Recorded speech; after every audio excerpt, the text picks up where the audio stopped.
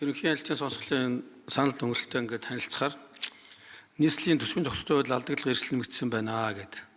Тэгэхээр нийслэлийн төсвийн алдагдлага нь улсын төсвийн алдагдлаас давчаад байна гэдэг.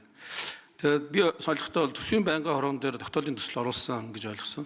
Тэгэхээр сонсгол даргалагчаас асуух гэдэг нь яг одоо нөгөө тогтоолын төсөл дээр төсвийн байнгын хоргоор оруулсан тогтоолын төсөл дээр энэ төсөвтэй холбоотой ялангуяа одоо нийслэл маань төсвөө батлахдаа улсын төсвөөс илүү алдагдaltaй баталдаг энэ хоорондоо ямар одоо харьцаа зарчим байх хэрэгтэй юм бэ гэдэг чинь энэ дээр яг тодорхой санал байсан уу гэдэг нэгдүгээр асуулт байгаа.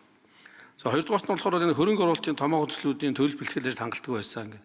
Яг 16 одоо нийслэлийн 16 мега төслийн тухай яриад байгаа шиг байна. Тэгээд ерөнхий санхүүжилтийн гүйцэтгэл нь бол 5% тэй гэдэг. Тэгэхээр санхүүжилтийн гүйцэтгэл 5% бол яг зөвхөн тодорхой нэг санхүүжилтийн төлөвлөгөөний хэсэг шүү дээ, тийм ээ. Тэгэхээр одоо яг энэ бэлтгэл ажлын өрөөнд техник эдийн засгийн үндэслэл нь, зураг төсөл нь, газрын асуудал, техникийн магадлал, байгаль орчны үнэлгээ гэдэг олон нийтийн оролцоо мэдээлэл хангах байдал гэдэг.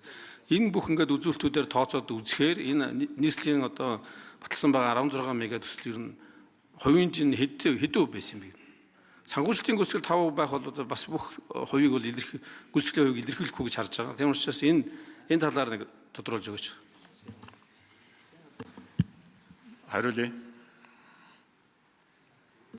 Зол жаргал гэж хариулъя. За энэ төсөв санхүүгийн төрийн захиргааны төв байгууллагаас ч юм уу хүмүүс ер нь хариулах нь зүг баха. Би сонсгол даргалагчийн хувьд зүгээр энэ тогтоолын төслөөр ямар санаанууд тусгаж ирсэн бэ гэхээр жишээлбэл энэ төсвийн тухай хуулийн 57-гийн 3-т заасны дагуу орон нутгийн төсвийн урд оны үлдэгдлээ санхүүжлэх зарлагыг төсөвт тусган баталж хэрэгжүүлдэг боловч энэ зарлага нь төсвийн орлого хэсэгт тусгагддаггүй. Улмаар орон нутгийн төсөвд алдагдaltaа харагдах нөхцөл үүсээд төсвийн төлөвлөлтөө гүйцэтгэл үнэн бодитоор тайлагнахгүй байна. За энэ зөрчилтэй байдлыг эрх зүйн орчинд яаж зохицуулах одоо эрх зүйн орчин зохицуулахын сандлыг боловсруулж улсын хурлд өргөн бариа гэсэн иймэрхүү агуулга явж ирсэн. Энэ засгийн газар бол үндсэн хуулиар нэгдсэн төсөв боловсруулж өргөн барьдаг цорын ганц субъект. Тэгээд төсвийн нэгдсэн бодлогоо барьж явдгийн хувьд засгийн газар энэ тал дээр анхаарад мөн тэр зээлийн бондын хүү эргэн төлөлтөнд төсөв дээр ямар ачаалал үзүүлэх юм тэрийг яаж өрийн удирдлагаараа саармагжуулах гэж байгаа одоо энэ тал дээр ямар хязгаарлалтууд байх юм гэдэг ийм чиглэлүүд бол байсан.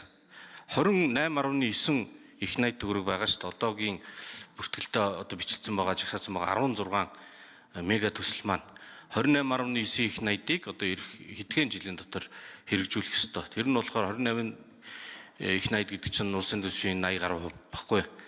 Тэгэхээр энэ бол ингээд нөлөөлнө.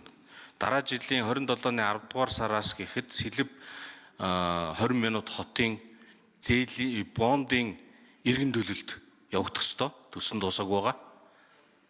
Тэгэхээр зэрэг яах вэ гэдэг. Энд асуудлуудыг боловсронгуй болгоод тэгээд одоо эрх зүйн орчныг яаж хяналт тэнцвэртэй болох вэ гэдэг ийм л агуулгатай тогтоолын төсөл байсан. Гэхдээ энэ маань асуудал хэлбэрээр бас явж байгаа. Ерөнхий сайдын асуудлыг бол улсын хурлын холбогдох байнгын ороод дээр бас чуулган дээр хилцэн гэж бодож байна. Ажлын хэсэг хариулъя. Сорон зам гишүүний асуусан асуултанд. 4 номер. Шинжээч инхүүрэн. За сая гишүүний асуусан асуултанд нийт 28.9 их найд төгрөгийн төсөв төртөйтэй 16 мега төслийн 26 оны 6 сарын 12-ны байдлаар 1.4 их найд буюу 5% гүйцэтгэлтэй үүнд нь техник эдийн засгийн үндэслэл, зураг төсөл, байгаль орчны найрвчлсан үнэлгээ боловсруулах, зөвлөх үйлчлэгээ авах, болсон хүчин бэлтгэх барилга ухсалтын зардал байгаа. За нийт төслийн маань явцсан болохоор 14.3% таа байгаа байхгүй юу? Эндээс шийдэгдээгүй буюу одоо нөгөө 19.1 их найд төгрөгийн санхүүжилт нь одоогоор шийдвэрлэгдэг байгаа гэсэн тийм дүгнэлтэнд хүрсэн. Тэгэхээр нөгөө хугацаа сунах эрсдэл байна гэж бид нар үзэж байгаа. Сорон зам гишүүн тодруулъя. Ажлын хэсгээс ингээ асуугаад байгаа нь ингээд байхгүй. За энэ 16 нийт одоо нийслэлийн мегаtöслийг чинь одоо техник эдийн засгийн үндэслэл нь огт боловсруулагдаагүй ч юм уу те. Зураг төсөл нь хийгдээгүй, байгаль орчны үнэлгээ нь хийгдээгүй гэдэг энэ нөгөө техникийн магадлал нь хийгдээгүй ийм ажлуудтай төсөл нь хийдэг байгаа юм байл гэсэн үг байхгүй. Яг би энэ санхүүгийн гүйцэтгэл бол 5% тайгааг л ойлголоо. Гэтэл одоо аливаа төсөл эхлэхээс өмнө зайлшгүй хийгдсэн байх ёстой суур одоо тооцоол техник эдийн засгийн үндэслэл байгаль орчны үнэлгээ магадлал гэдэг эдгээр нь хийгдээгүй хэдэн төсөл байгаа юм байл гэсэн үг байхгүй. Хэн хариулах вэ? Ажлын хэсэг.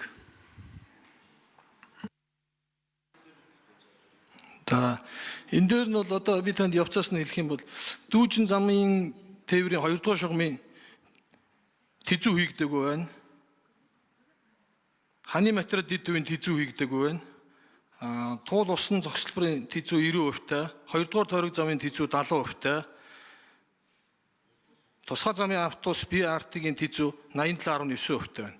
Ажлын зургийн явц гэвэл дүүжин замын тээвэр 1-р шугамын ажлын зураг бол 100%, сэлб орон суусчлуулах 95%, дулааны 5 дугаар станц 31%, баян өшөө дэд төв 100%, ханы материал дэд төв 30%, олон түвшний үйлдвэр 100%, туул хурдны замын автозам 80.7, Хүннү хотын дэд үтс 60% та хийгдсэн, бусад төслүүд нь бол хийгдээгүй эхлэх байгаа юм байна.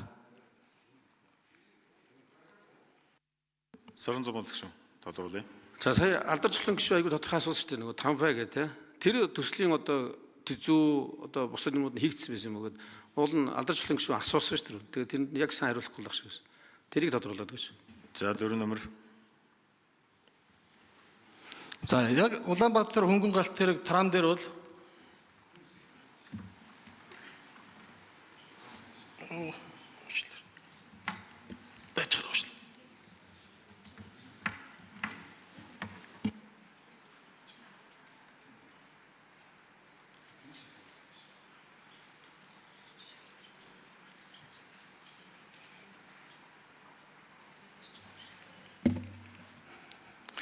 онцлоо.